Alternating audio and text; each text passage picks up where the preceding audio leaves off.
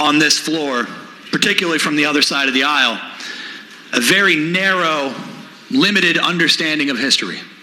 Madam Speaker, that narrow and limited understanding of history has blinders on it that puts out of sight and out of mind the atrocities that have been committed by this country. It puts out of sight and out of mind the genocide of Native Americans who lived on this land before we did. It puts out of sight and out of mind the hundreds of millions of Africans who were brought across the Atlantic and did not make it against their will and died en route. Madam Speaker, it denies the fundamental reality of what happened in Spain in the 1930s, where the United States government's opposition to working with socialists allowed a fascist dictatorship to take place under Francisco Franco, who was directly supported with military aid by Benito Mussolini and Adolf Hitler. Madam Speaker, it fundamentally denies the fact that the Dachau concentration camp in Germany was advertised in the newspaper as a place for the containment of socialists. Madam Speaker, it fundamentally denies the million socialists that were murdered in Indonesia in the 1960s. It fundamentally denies the socialists that were murdered by this government and people that this government supported in Central and South America throughout the 1970s, 1980s, and 1990s.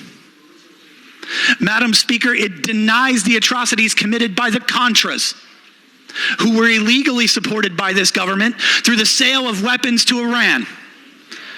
It denies the people who died in the overthrowing of the Chilean government at the behest of mineral mining interests.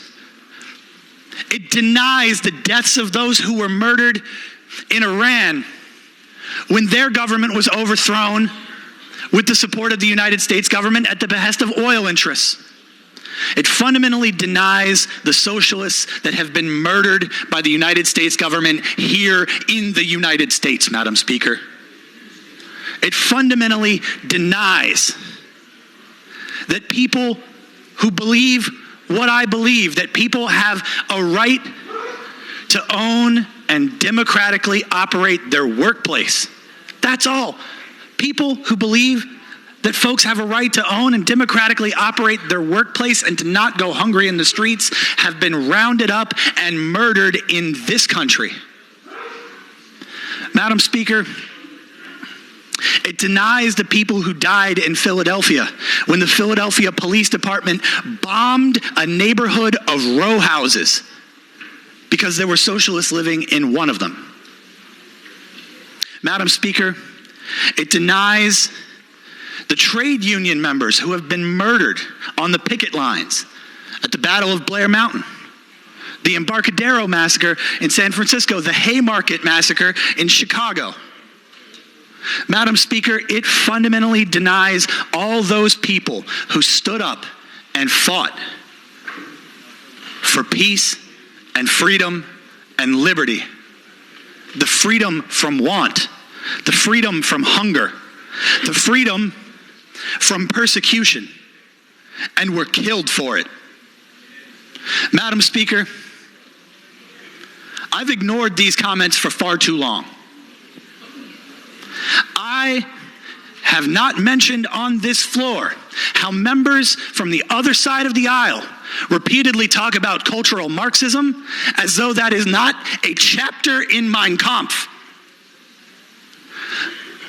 I have not spoken on this floor yet about how when I released a plan to guarantee health care for all 8.5 million Virginians, a member of that party's leadership sent out a mailer to 11,000 homes that compared me to Joseph Stalin.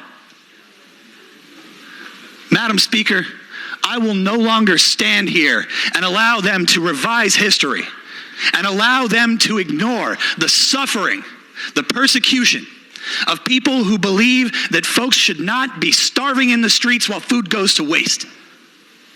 I will not allow them to stand here and ignore the murders by the millions that have been committed to stop that peace and freedom and equality.